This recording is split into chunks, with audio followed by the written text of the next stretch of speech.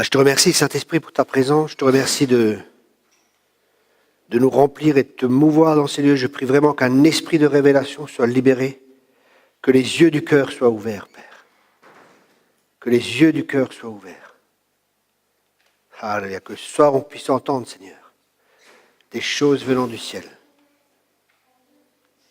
Dans le nom puissant de Jésus-Christ. Amen.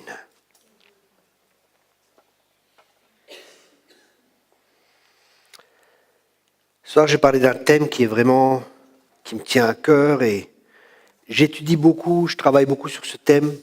C'est un thème qui est vraiment, je pense qu'on n'entend pas souvent parler là-dessus, ou alors des fois on l'entend d'une manière qui n'est pas, peut-être pas juste. Mais ce thème pour moi, c'est vraiment quelque chose qui me tient à cœur et c'est vraiment quelque chose d'important. Il y a quelques mois, un homme de Dieu m'avait écrit, il m'a dit « Ah Thierry, j'aimerais bien qu'on se rencontre et tout. » Mais j'étais vraiment pris, j'ai dit « Bah écoute, dès que j'aurai le temps, on s'appellera et on se contactera. » Puis avant-hier ou hier, c'était avant-hier, je cherchais un numéro de téléphone, je cherchais une adresse email dans mon mailing. Et j'ai 600 emails à peu près que j'avais lus et que je n'avais pas effacé, c'est ça. Donc je commence à chercher et je tombe de nouveau sur l'email de cet homme.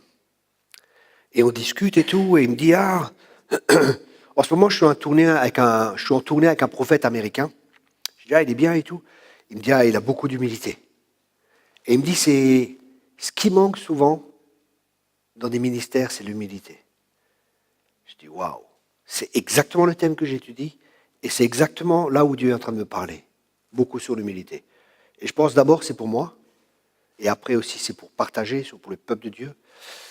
Et j'espère avoir de plus en plus de révélations pour entrer dans une humilité de plus en plus pour que Christ soit glorifié.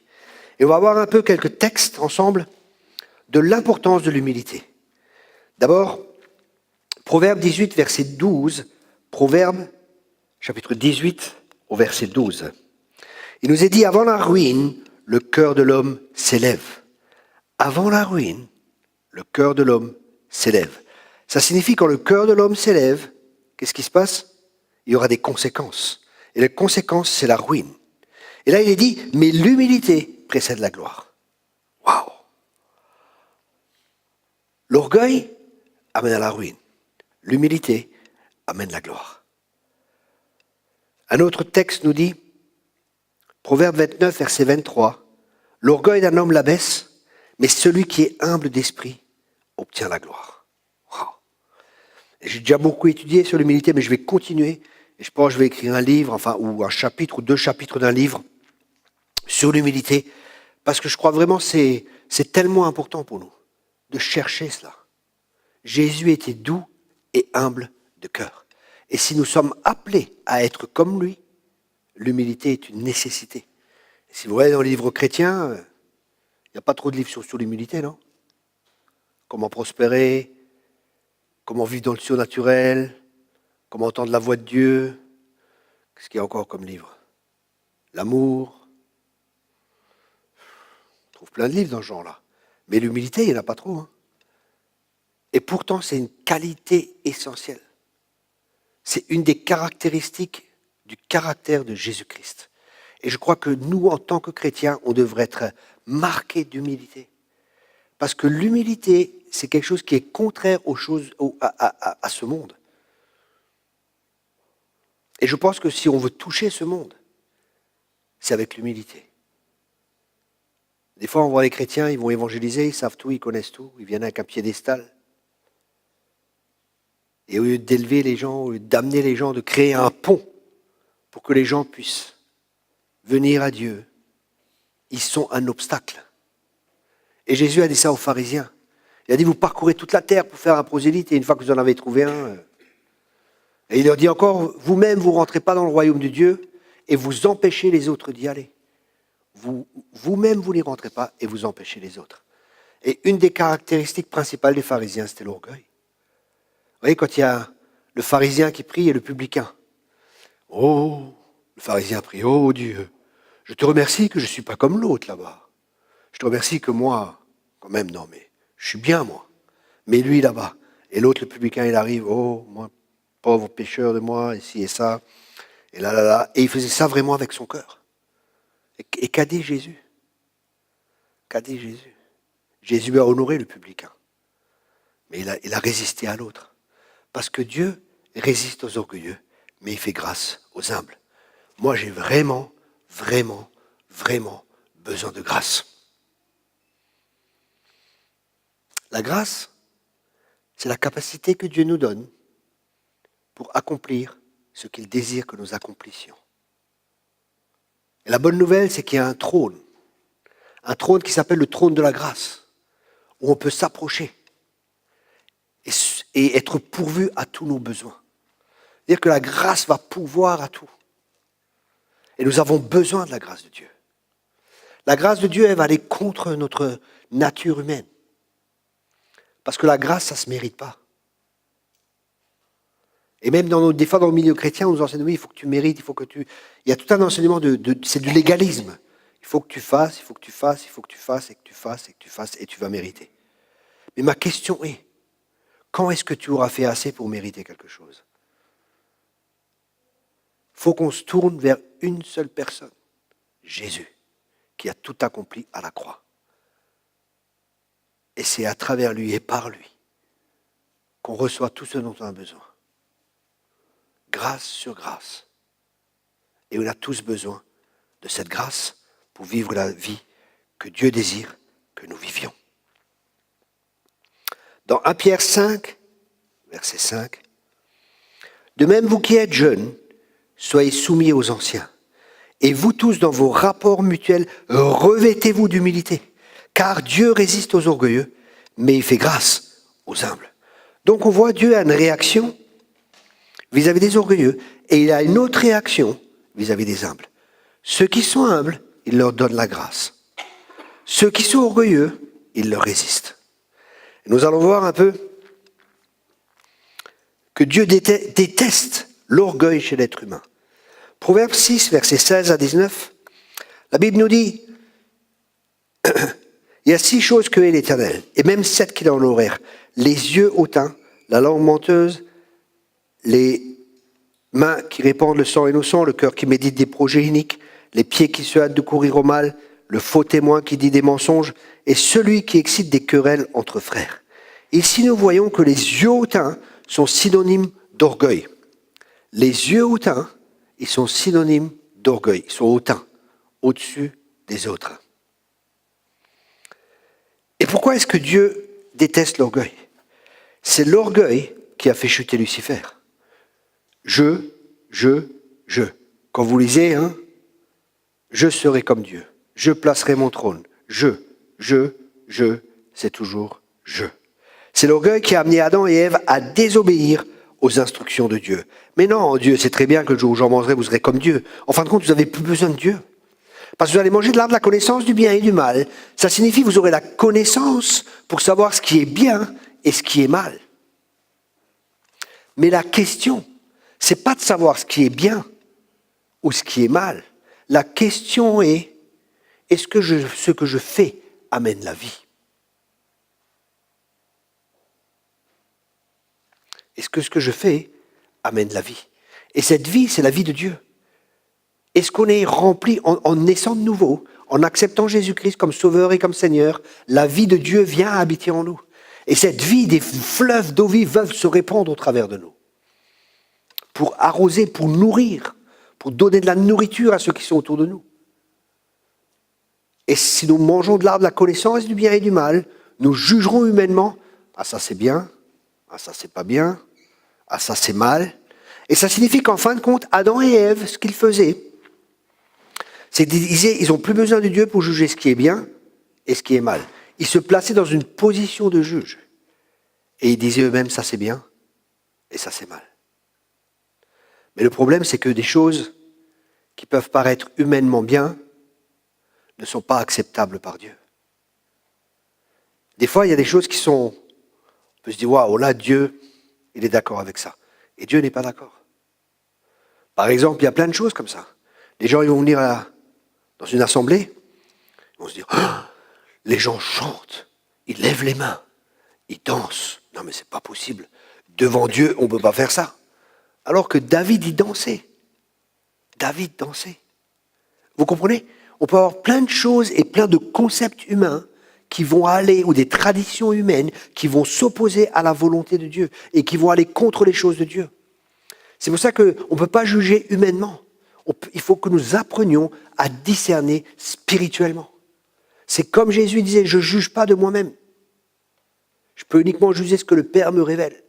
Et ça, c'est quelqu'un d'humble. Jésus était un homme humble. Pourquoi? Parce que Jésus était le plus grand incapable qu'il y avait sur cette terre. Je répète cela. Jésus était le plus grand incapable qu'il y avait sur cette terre. Jésus a dit, je ne peux rien faire par moi-même. Est-ce que c'est pas être incapable? Si je peux rien faire par moi-même, et combien de fois essayons-nous de faire par nous-mêmes? Combien de fois essayons-nous de faire l'œuvre de Dieu sans Dieu? Et c'est ça la religion. La religiosité, c'est de faire des choses pour Dieu, sans Dieu, sans le faire avec Dieu. Je sers Dieu, je sers Dieu. L'apôtre Paul disait, je suis collaborateur avec Dieu. Ce que je le fais par la grâce de Dieu. Tout ce que je fais, c'est le Christ au travers de moi.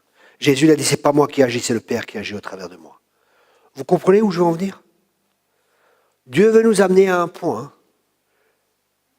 où on est déçu de nous-mêmes, où on n'essaie plus par nos propres forces et où on n'essaie plus par nos propres capacités de faire des choses pour Dieu. Mais qu'on se rend compte qu'on n'y arrive pas. C'est là que Dieu veut nous amener. Il veut nous amener au bout de nous-mêmes.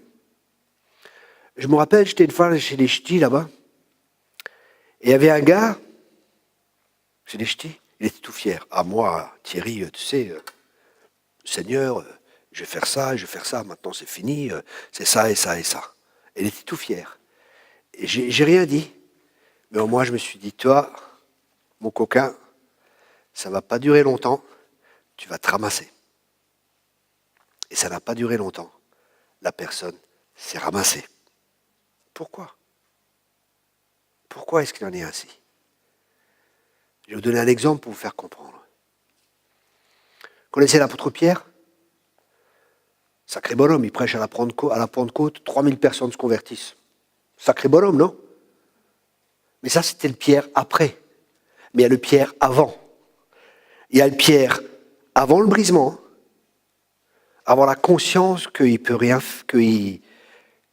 avant qu'il ait conscience qu'il a réellement besoin de Jésus, qu'il a réellement besoin du Saint-Esprit, et que sans lui, il ne peut rien faire. Alors il est avec Jésus. Jésus lui dit, il faut que j'aille à la croix. Et Pierre arrive, et il prend Jésus à part, sympa, il ne le fait pas devant tout le monde. Hein. Il prend Jésus à part, et il commence à lui faire des reproches. C'est ce que la Bible a dit. Hein. Il dit, non mais attends, Jésus, tu ne vas pas aller à la croix là. Qu'est-ce que tu fais? C'est quoi cette histoire? Tu vas aller à la croix? Mais attends, c'est pas juste. Non, mais attendez, il parle au Seigneur là. Et il lui dit ce qu'il a à faire. Parce que humainement, la croix, c'est une folie pour ceux qui périssent. C'est une folie. Mais Jésus devait mourir. Jésus devait aller à la croix. Parce qu'il t'aime. C'est pour ça qu'il est à la croix. Parce que tu as de la valeur à ses yeux. C'est pour ça qu'il est à la croix pour toi. Et pour toi. Parce que tu as de la valeur. C'est merveilleux ça. C'est le prix qu'il a payé. C'est la valeur qu'on a pour lui. Ça, c'est une bonne nouvelle. Et les hommes pensaient qu'il était rejeté, méprisé des hommes. Les hommes pensaient que Dieu l'avait rejeté. Mais Dieu ne l'avait pas rejeté. Il était dans le plan de Dieu. Dans le plan parfait de Dieu. Et Pierre lui dit, non, ne fais pas cela. Ne fais pas cela. Et Pierre lui dit, et Jésus lui dit, arrière de moi, Satan, car ces pensées ne sont pas celles de Dieu. Vous vous rendez compte? Pourquoi est-ce qu'il en était ainsi? Parce que Pierre avait des peurs. Il avait des peurs dans son cœur. Et il s'imaginait que Jésus allait les libérer des Romains, que Jésus allait vaincre avec une armée, que Jésus allait vaincre d'une manière humaine. Mais Jésus a dit, je ne suis pas venu avec les pensées et un royaume, un gouvernement de ce monde. Mais je suis venu avec quelque chose d'autre, parce que je ne suis pas de ce monde. Sinon, il a dit je ne sais plus à qui, je crois que c'était à Pilate, il a dit, je pourrais appeler une légion d'anges, et je pourrais être sauvé. Mais j'ai un chemin à prendre, et ce chemin, c'est la croix. Il a été obéissant jusqu'à la croix. Il s'est humilié en étant obéissant jusqu'à la croix. Quel amour, quelle humilité, quelle obéissance. Laisser sa vie pour les autres. Laisser sa vie pour que les autres puissent vivre. Foi, quel amour, quelle humilité.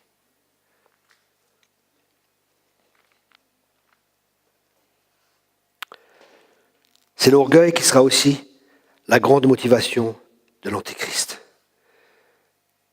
L'orgueil attire de la résistance de la part de Dieu. L'orgueil va toujours attirer la résistance de la part de Dieu. Parce que c'est une valeur qui est contraire à celle du royaume de Dieu.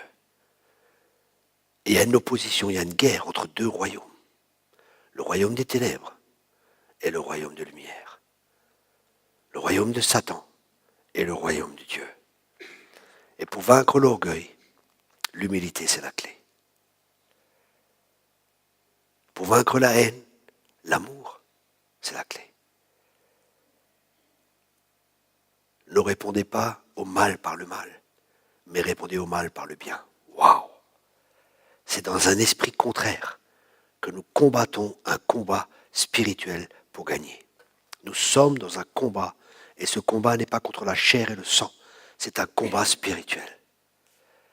Et les plus grandes armes dans ce combat spirituel sont les fruits de l'esprit. Quand quelqu'un vient avec violence avec toi, et tu réponds avec douceur, la Bible dit qu'une parole douce brise les os. Quand quelqu'un vient avec la guerre, tu viens avec la paix. La personne perd tous ses moyens. C'est un esprit contraire. Mais pour ça, il faut que nous soyons et que nous apprenions à être soumis au Saint-Esprit. Et ça, c'est de l'humilité. Toute opposition que les êtres humains expérimentent dans leur vie ne vient pas forcément de Satan. Cette opposition peut aussi venir de la part de Dieu, parce que Dieu fait opposition aux orgueilleux. Après, il ne faut pas penser que à chaque fois qu'il y a de l'opposition, c'est de la part de Dieu. Ça aussi. Il nous faut du discernement. Quand est-ce que c'est Dieu qui s'oppose à nous? Et quand est-ce que c'est l'ennemi? Parce que si c'est l'ennemi, il faut le repousser, il faut combattre. Mais si c'est Dieu, il faut s'humilier. Vous comprenez, ce n'est pas la même chose. Maintenant, la question que vous posez, mais quand est-ce que c'est Dieu et quand est-ce que c'est l'ennemi? C'est une très bonne question. Quand on marche avec Dieu, tous ceux qui sont conduits par l'Esprit de Dieu sont fils de Dieu. Dieu va vous parler. Dieu va vous montrer. Si vous êtes honnête, si vous marchez honnêtement devant Dieu, si vous marchez honnêtement devant Dieu, Dieu vous conduit, c'est garanti. Même si vous êtes dans l'erreur, Dieu va vous conduire pour vous ramener sur le bon chemin. Si vous êtes sincère dans votre cœur, si vous êtes honnête, si vous avez des personnes à qui vous permettez de parler dans votre vie, si vous êtes sage, parce que la personne sage, elle fait la guerre avec prudence. Et elle a des conseillers autour de lui. Vous savez, moi je peux voir une chose, mais une autre personne qui est avec moi, elle verra autre chose. Et de se concerter l'un l'autre, ça va être un enrichissement. Et il y a des personnes qui sont aussi plus matures spirituellement. Ils vont pouvoir vous aider à voir et à comprendre des choses que humainement peut-être vous ne comprenez pas. Et des fois des gens me critiquent parce qu'ils ne comprennent pas ce que je fais. Et des fois des gens qui me font confiance, je leur dis écoute, moi je te conseille de faire ça. Et ils ne comprennent pas toujours. Mais des fois ils obéissent. Et quelques temps plus tard ils disent maintenant j'ai compris. J'ai compris pourquoi. Moi je ne demande pas une obéissance aveugle, vous comprenez, hein, c'est pas ça. Mais parce qu'ils ont confiance et j'essaie de leur expliquer mais ils ne comprennent pas des fois. Et les gens ils disent ok, on verra. Et c'est comme ça des fois avec Dieu. Des fois on ne comprend pas. Et Dieu nous demande d'obéir. Et quand on obéit, plus tard on comprend. Vous savez, des fois, des gens veulent se marier.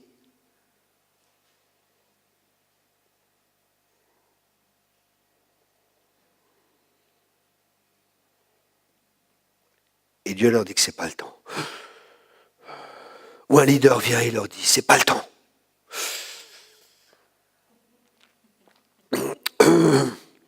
L'évangile, c'est une bonne nouvelle, ce n'est pas une mauvaise nouvelle. Mais c'est une bonne nouvelle. Vous savez, j'ai dit un jour à une femme, et j'étais un peu dur, mais c'était nécessaire. Elle discute ici et ça. Oui, mais je jeûne, je fais ceci, je fais cela. Et Dieu m'avait parlé. Je lui ai dit, tu sais, le problème c'est que tu jeûnes, tu pries, tu fais plein de choses. Et pour moi, j'ai l'impression que tu essaies de prendre le bras de Dieu, tu le mets derrière son dos, tu lui tournes tellement à Dieu. Hein. Tu me dis, mais tu vas me donner maintenant ce que je veux. Tu vas me le donner maintenant. Mais Dieu ne veut pas te le donner parce qu'il t'aime. Et je lui ai dit, c'était un peu dur pour elle.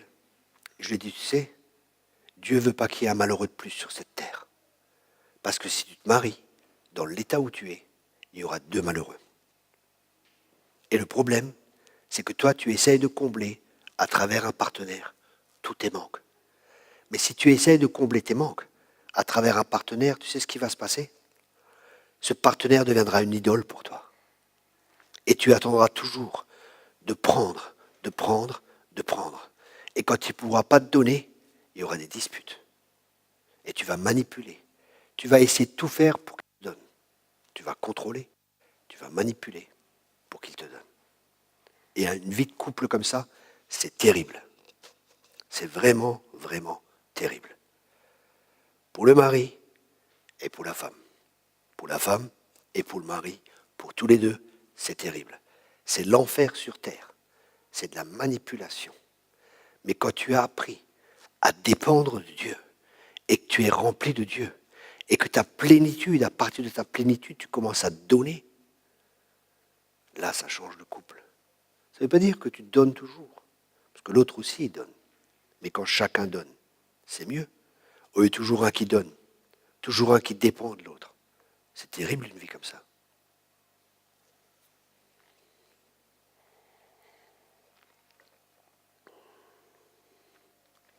L'orgueil fait tarder les promotions.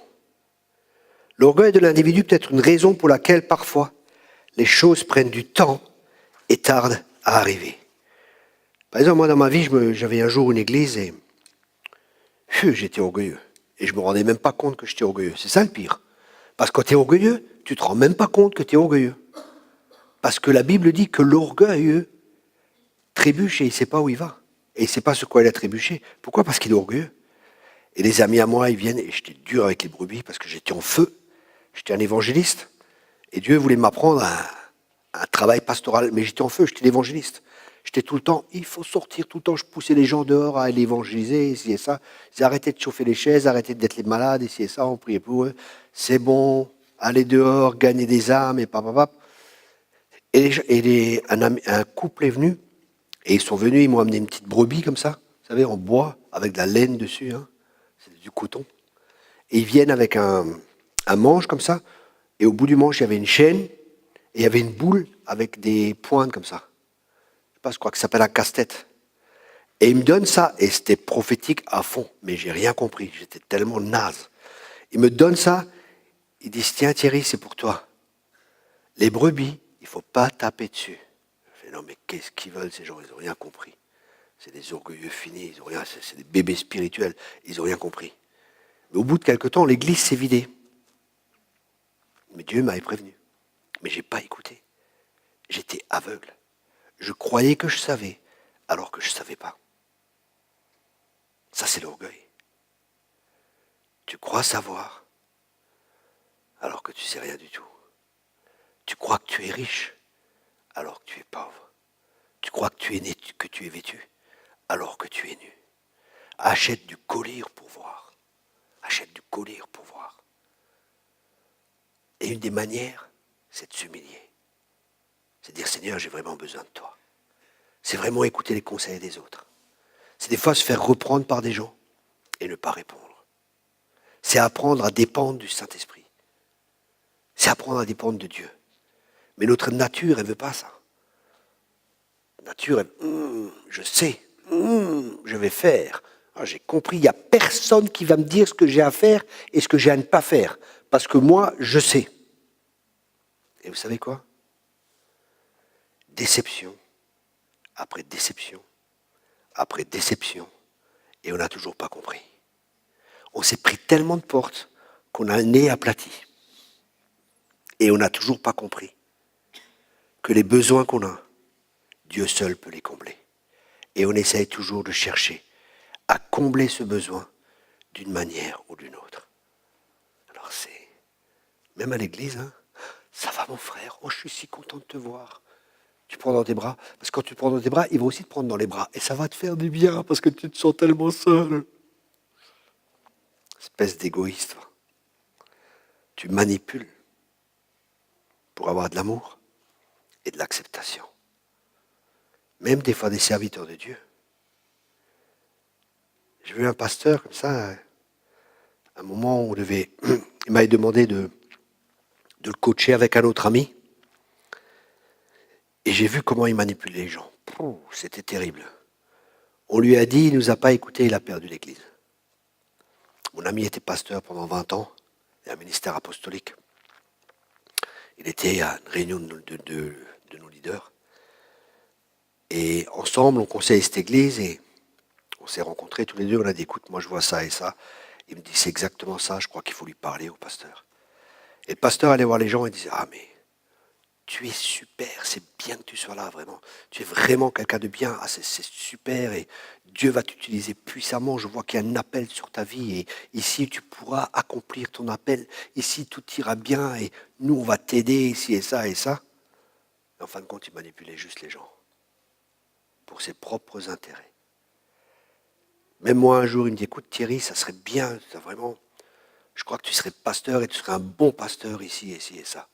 J'ai dit non, c'est pas la volonté de Dieu. Ah, t'es sûr, prie, moi je sens vraiment, ça serait bien et tout.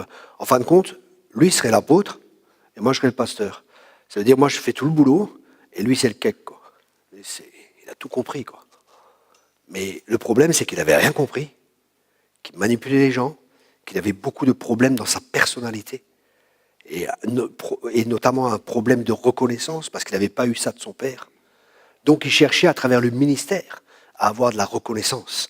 Et ça, c'est dangereux pour le ministère et pour les gens. Parce qu'il va utiliser, contrôler, manipuler les gens pour que les gens remplissent et comblent tous ces manques. Et ça, c'est terrible. C'est terrible. Alors, soyez vigilants. Ayez les yeux ouverts. Regardez. L'orgueil est une source de problème. L'orgueil est l'élément qui détermine la chute de l'homme. Il y a une belle histoire que je vais vous conter qui va vous aider à vous rappeler ce message. Un jour, il y a 2 canards et une grenouille qui sont dans une mare. Et ils sont potes, ils sont toujours ensemble. Ils sont super copains. Puis la mare est dessèche, plus de mare. Alors les 2 canards, ils se disent, bon ben, on va trouver une autre mare. Il y en a une à plusieurs kilomètres, on va y aller. Mais la grenouille, comment on va faire ici et ça pour y aller? Et la grenouille, elle se dit, ben voilà, si je prends un bout de bâton et que chaque canard, il prend le bout de bâton dans son bec et que moi je me mette au milieu et que je m'accroche au bâton, ils vont voler et ils vont m'emmener à la prochaine mare. Waouh, trop malin. Puis les 2 canards s'envolent et tout, et ils sont en l'air et tout. Et un aigle passe comme ça et il regarde, il dit, waouh, ça c'est trop fort ça. Mais qui a eu une idée aussi intelligente de faire ça, hein? Et la grenouille dit, moi. Vous avez compris? Moi, elle aurait mieux fait de se taire. Parce qu'elle a voulu se mettre en avant, elle a voulu montrer, tellement orgueilleuse, la chute. L'orgueil précède la chute. Les problèmes commencent à venir lorsque quelqu'un ne veut pas s'humilier sous la main de Dieu. C'est alors que le Seigneur lui résiste. Vous savez, j'ai vu des gens avec des appels très forts. Des appels sur leur vie, mais forts. Vraiment des appels forts. Appels apostoliques, prophétiques, ce que vous voulez, des appels forts, des dons forts. Mais ils étaient tellement orgueilleux qu'ils n'ont jamais percé. Parce qu'il y a beaucoup d'appelés, mais peu d'élus. C'est des personnes qui étaient ennemies de la croix. La croix, elle va détruire quelque chose. Elle va aller contre la chair pour que Christ puisse être visible, pour que Christ puisse être vu. On a des exemples ici, ceux qui font partie du groupe. Vous avez vu des gens qui sont venus, vous les avez vus aussi repartir, alors qu'il y avait un appel fort sur leur vie. Mais dès qu'on commençait à confronter, ils ne voulaient pas se soumettre. Et aujourd'hui, ma question est, ils sont où? Où sont-ils? Où sont-ils? Je connaissais quelqu'un que je connais depuis 21 ans. J'ai essayé de parler dans sa vie, on s'est disputé. Rien à faire. 2-3 années plus tard, j'essaie de reparler dans sa vie, on se dispute, et rien à faire. 2-3 ans, il me téléphone. Oui, Thierry, on pourrait travailler ensemble. J'ai des portes ouvertes aux États-Unis, je t'ouvre les portes aux États-Unis, je t'ouvre les portes en Afrique, je t'ouvre les portes là-bas, ici et ça. Je dis, c'est bien, merci beaucoup. Et il me dit, oui, le Seigneur m'a montré que j'ai des descendance juive, ici et ça. C'est bien.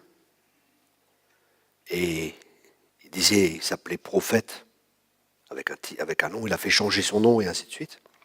Origine juive, ici et ça. Je fais, c'est merveilleux. Je savais que tout ce qu'il me disait était faux. Mais je ne lui ai rien dit. Vous savez pourquoi? Parce que je savais très bien qu'il n'allait pas écouter. Des fois, il faut dire quelque chose, et des fois, il ne faut rien dire. Parce que si tu dis quelque chose, tu vas avoir plus de problèmes qu'autre chose. Mais il y en a. Ceux qui acceptent la correction, c'est ceux qui sont sages. Ceux qui sont humbles et ils vont écouter. Ceux-là, oui. Là, tu peux y aller et dire. Mais il y en a, tu vas taper contre le béton, ça va se retourner contre toi et tout ce que vous voulez. Quelque temps plus tard, j'apprends. Il a trompé sa femme. Et maintenant, il vit avec une autre femme. L'orgueil précède la chute. Le ministère, c'est quasiment râpé pour lui. Surtout en France, vous savez. En France, on ne pardonne pas. Aux États-Unis, si on a compris la grâce, on pardonne et on redonne une chance. Mais en France, c'est difficile. Une fois que tu as divorcé, j'ai des amis qui ont divorcé, des ministères. On les a attaqués, on les a jugés. Alors que les personnes n'ont même pas cherché à savoir pourquoi, ou comment, ou ce qui s'est passé. Il n'y a pas de grâce, c'est le jugement. Pourquoi? Parce que si tu es orgueilleux dans ton cœur, tu mettras ton propre standard et tu ne demanderas pas à Dieu comment Dieu voit les choses et que Dieu te dise sa perspective et que Dieu te dise pourquoi c'est comme ça et pourquoi c'est pas comme ça. Ou si la personne est à l'erreur ou non.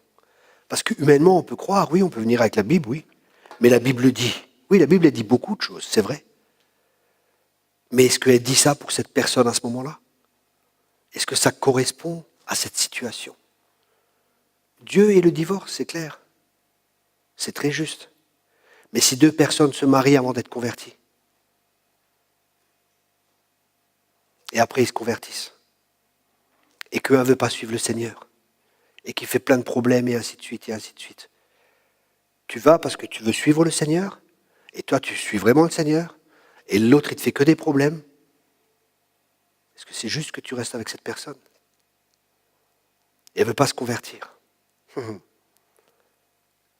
Femme ou mari, sais-tu si ta femme va se convertir ou non? Qu'est-ce qu'on fait dans ces cas-là? La Bible dit, oui, la Bible dit que tu es un légaliste.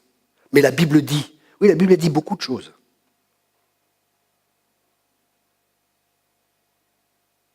La lettre tue, mais l'esprit vivifie. Qu'est-ce que Dieu t'a dit dans la parole? Qu'est-ce que Dieu t'a révélé personnellement pour cette personne? Vous savez, des gens, ils viennent, ils ont toutes les réponses à tout. Mais Jésus n'était pas comme ça. La Bible dit qu'il ne jugera pas sur un oui-dire. Cherchez la pensée de Dieu. Le diable connaît l'écriture mieux que les chrétiens. Et il utilise beaucoup l'écriture contre les chrétiens. Vous savez, j'ai souvent été attaqué par des gens. Tu n'as pas d'amour. Ah bon? Dernièrement, dans un camp, c'était trop fort. Waouh! Une femme vient. Ah, ça m'a trop plu, ça. Ça, c'est Dieu, ça. Ça, c'était trop fort de trop fort. Une femme vient, parce que j'avais prophétisé sur elle, et ça ne lui a pas plu, la prophétie. Mais moi, je ne savais pas. Son pasteur lui avait parlé, et plusieurs autres personnes l'avaient déjà repris. Moi, je l'ai repris aussi, mais dans l'amour, sans que ça se remarque trop pour les autres. Mais elle savait exactement où était le problème. Après, elle vient, elle me dit, oh, comme ça, je ne suis pas d'accord du tout avec ça. Hein. Tu es orgueilleux et tu n'as pas d'amour. Je refuse ces paroles, mais si tu crois ça, c'est ton problème. J'ai rien dit, elle est partie. Et devant plein de gens. Hein. À la fin du séminaire, ça c'est Dieu, ça. Je dis, voilà, qui c'est qu'il y a des témoignages, ici et ça, et des gens viennent, ils témoignent. Et à un moment, je vois une petite mamie là, qui vient des fois dans nos camps. Hein. Je dis, ah mamie, je suis... Et Dieu me montre qu'elle a quelque chose à dire. Je dis, écoutez, vous pouvez venir et partager. Elle vient, tac, tac, tac, tac. Et elle vient devant moi comme ça.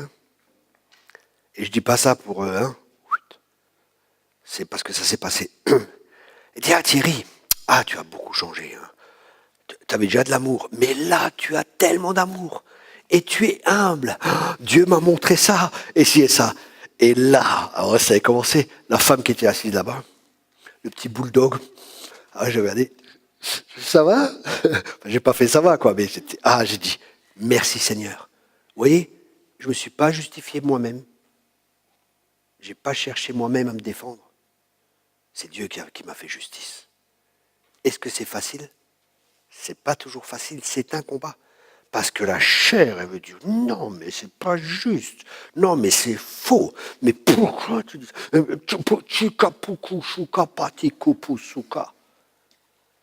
Et tu dois apprendre à mourir. Et encore une fois, à faire confiance à Dieu. C'est Dieu qui fera ta justice. La vengeance et la rétribution appartiennent à l'Éternel. Ça, c'est la vie chrétienne. Chut. Quel programme?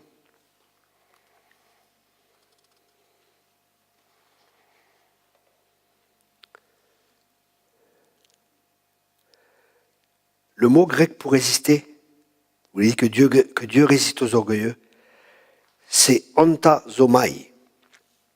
Et ça signifie se ranger en bataille contre, s'opposer à quelqu'un, résister, s'insurger contre. Ouf. Ça veut dire que Dieu se range en bataille contre vous. Aïe, aïe, aïe, aïe, aïe, aïe. Anti signifie à la place de. Ça veut dire que quelqu'un veut atteindre un certain objectif et au lieu de cela, il reçoit quelque chose d'autre. Quelqu'un recherche la paix et à la place de paix, il a des conflits. Quelqu'un recherche une bonne affaire, il rentre en faillite. Quelqu'un veut une maison plus grande et perd celle qu'il possède. Quelqu'un pense qu'il a sorti la tête de l'eau et encore une vague qui arrive. Au lieu que cette personne s'humilie elle-même, la personne est humiliée. Vous savez, il y a un moment dans la parole de Dieu où il dit que celui qui ne tombe pas sur cette pierre, c'est la pierre qui l'écrasera. Vous connaissez ce verset dans le Nouveau Testament? Celui qui ne trébuche pas sur cette pierre, celui qui ne tombe pas sur cette pierre viendra l'écraser. Là, il est question, c'est le Christ. Si on ne permet pas qu'on ne s'humilie pas, que nous-mêmes on ne s'humilie pas, c'est Dieu qui va nous humilier. Mais à travers les circonstances de la vie. Vous savez, quand on est orgueilleux, on va créer des circonstances dans notre vie, parce que ce qu'on sème, c'est ce qu'on récolte. On va se créer plein de problèmes, on va se créer plein de difficultés, et Dieu va nous dire, voilà, tu laisses. Et Dieu utilise cela. Hein. Dieu utilise cela. C'est pas Dieu qui crée, mais Dieu utilise cela pour nous former. Et là, il faut qu'on apprenne à s'humilier. Nous avons deux options dans la vie. Soit nous nous humilions nous-mêmes, de notre plein gré, de notre propre initiative, ou alors nous serons humiliés malgré nous. Psaume 107, verset 12. Ils humilia leur cœur par la souffrance, ils succombèrent et personne ne les secourut. Ésaïe 2, versets 11 à 12. L'homme au regard hautain sera abaissé et l'orgueilleux sera humilié. L'Éternel seul sera élevé ce jour-là, car il y a un jour pour l'Éternel des armées, contre tout homme orgueilleux et hautain, contre quiconque s'élève afin qu'il soit abaissé. On voit dans la parole de Dieu, il y a tellement d'exemples. Par exemple, Pharaon. Pharaon avec Moïse. Moïse arrive, il dit, laisse aller mon peuple. C'est Dieu qui parle, à travers Moïse. Et le Pharaon, je ne vais pas vous laisser aller. Et qu'est-ce qui s'est passé? Une plaie après l'autre est venue. Dernièrement, je priais pour la France. Et je crois que Dieu m'a dit, fléau et calamité. Je crois qu'il y aura des fléaux qui vont venir sur la nation.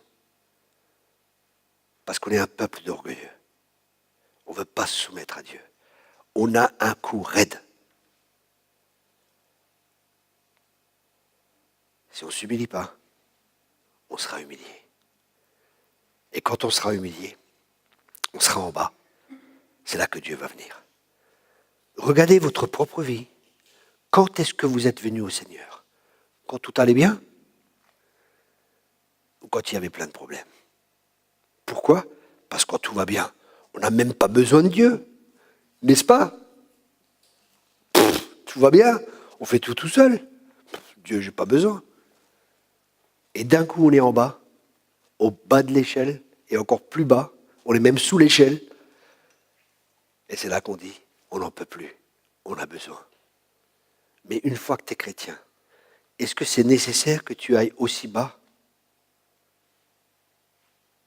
Tu ne peux pas aller de gloire en gloire et de victoire en victoire en t'humiliant toi-même? Est-ce que c'est pas mieux?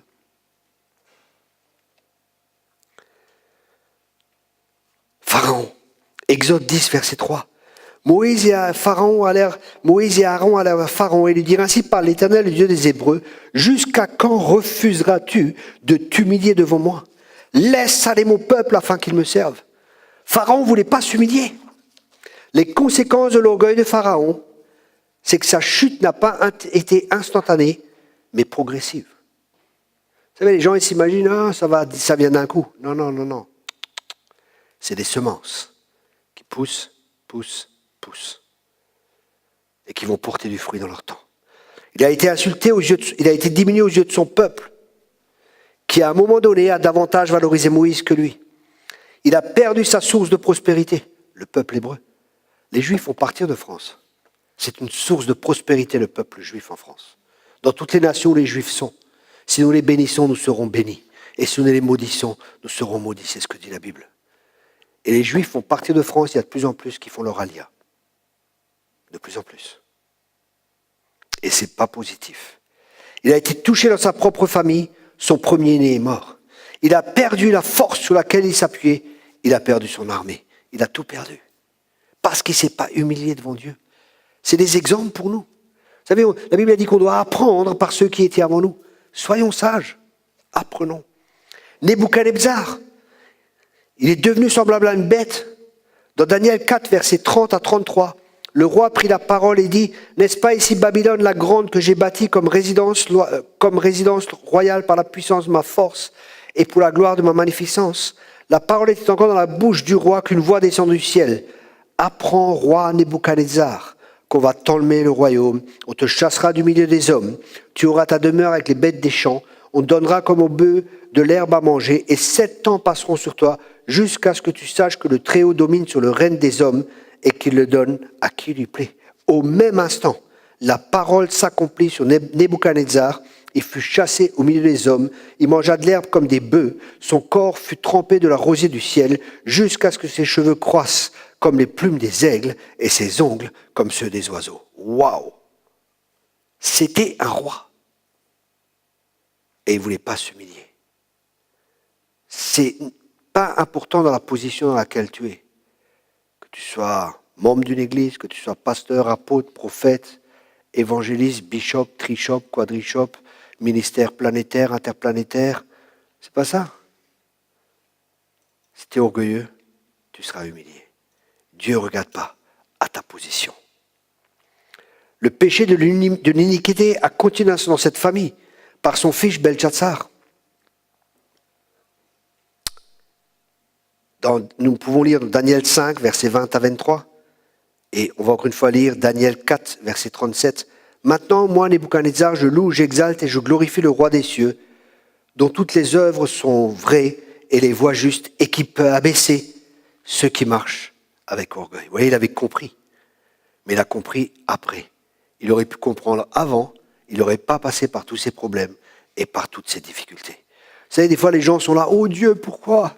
Oh Dieu, Seigneur, mais pourquoi tu bénis pas? Pourquoi? Vous savez, vous n'avez pas besoin de demander à Dieu de bénir vos voies si vous marchez dans ses voies. Vous comprenez ce que je veux dire?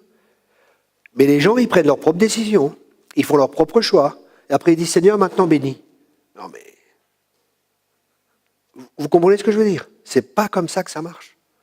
Mais quand on marche dans les voies de Dieu, quand on marche dans ses projets, la bénédiction, l'abondance, tout ce dont nous avons besoin sera là quand nous faisons sa volonté.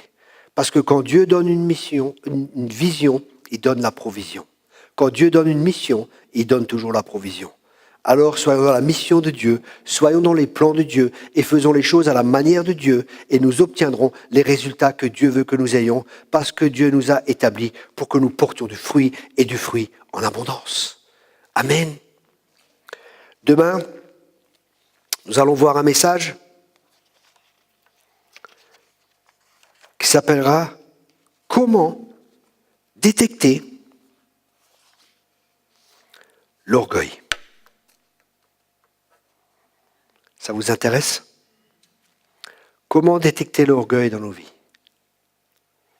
Et si on a le temps, on verra l'humilité et on verra le fruit de l'humilité.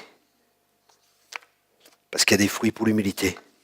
C'est la richesse, la gloire et beaucoup de choses. Mais l'orgueil, c'est terrible. L'orgueil, c'est terrible. Et demain, nous allons voir, grâce au message, s'il y en a encore dans notre cœur ou pas, ou la couche qu'il y a encore. Je me rappelle une femme d'un pasteur dans une église où j'étais. Elle m'a dit, ah c'est bon là, j'ai plus d'orgueil, c'est bon, le problème est réglé. Je dis, ah bon, t'as plus d'orgueil? Waouh! T'as reçu le don de l'humilité? Waouh! Ah oui? Ah oui. Moi, l'orgueil, c'est réglé.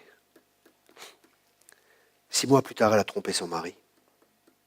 Et l'église était effondrée. L'orgueil précède la chute. L'orgueil aveugle. C'est un levain, un peu de levain fait monter toute la pâte. Un peu d'orgueil dans notre vie peut être dangereux. Et chacun de nous en a. Soyons prudents. Cherchons Dieu. Soyons humbles. Dépendons de lui. Saint-Esprit, sonde mon cœur. Saint-Esprit, sonde mes reins. Et montre que je suis sur une mauvaise voie. Demandons à Dieu qui nous fera un plaisir de nous montrer où il y a des problèmes et des difficultés dans notre vie. Vous savez, j'ai prié pour l'humilité. J'ai dit, Seigneur, fais de moi un homme humble. Et je prie souvent pour ça. Et vous savez ce qui arrive? Il y a des gens qui commencent à m'attaquer. Il y a plein de choses comme ça qui se passent. Et oui, je réagis ici et ça. Et en fin de compte, ça montre que j'ai encore de l'orgueil dans mon cœur et que je me défends moi-même au lieu de la fermer et de laisser faire Dieu. J'apprends comme ça. Et c'est comme ça qu'on apprend.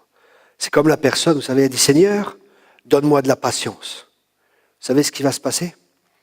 Il va y avoir plein de problèmes qui vont venir pour que vous appreniez à être patient dans les problèmes. Est-ce qu'il y en a qui vont prier pour la patience?